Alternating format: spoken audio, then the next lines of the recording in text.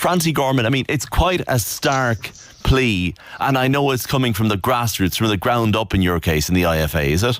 It is indeed. It's an issue that has come up at numerous shows I've attended over the summer, Cormac, and we actually met with the GA about this issue going back about 3 weeks ago. It's an issue that's of huge concern for their president, Charlotte Burns, and Benny Hurd, who chairs the demographics committee for them. And it's not just for farmers' sons now, to be clear, Cormac. We want to see anybody who wants to build a house in rural Ireland be facilitated in doing so. We're in the middle of a housing crisis. We're in the middle of a crisis where older people we're struggling to look after them, struggling to provide childcare. And that unit that you have for farm families, where you have their sons and daughters living close to the farm, where they can look after their parents, or vice versa, where their grandchildren can be looked after and brought up knowing their grandparents, where they can help out on the farm if necessary. That's a hugely desirable environment to bring young people up in. And we also want non-farming people, to be clear. Some of my best neighbours at home where I live are non-farming people that will come into the area to live in it, and are there to help out if you're stuck, give a helping hand, to keep an eye on the place. And they add to the community as well. We're not looking for anything here except that the guidelines obstructing people for building a house for themselves in rural Ireland should be loosened to allow those rural communities that we live up in to continue to be sustainable, that our churches, our schools, our GAA clubs, farm organisations that want voluntary officers to come and work in the association on a voluntary basis to represent their members can live in the area that they're brought up in. At the moment, if you go to build a house in rural Ireland, every obstruction that you can think of is put in your way.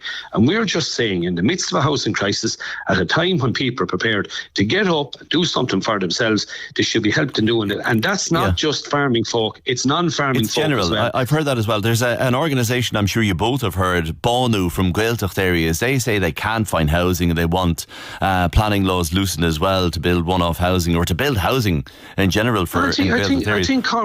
I think, Cormac, in general, people like to live in the area that they were brought up in themselves. Whether you're in Cabinteely, in Dublin, or Connemara, as you referenced there yourself, you like to be brought up beside your parents, and the benefits of that then, from a social point of view, from looking after your family, your parents, your kids, everybody helping out together, it's immeasurable. And all we're saying here is that the guidelines should be loosened, that you should look at the benefits rather than the negatives, and adjust the guidelines accordingly. If you go down the road, Francie, let me put this to you, of supporting farmers, sons or daughters, to build on the land they have, you're benefiting the haves in society, aren't you?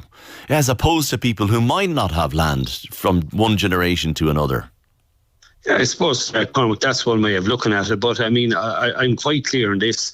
It's not just rural housing for farmers' sons and daughters only. It's for other people who want to come in and live in the country. I mean, there's benefits of owning a farm.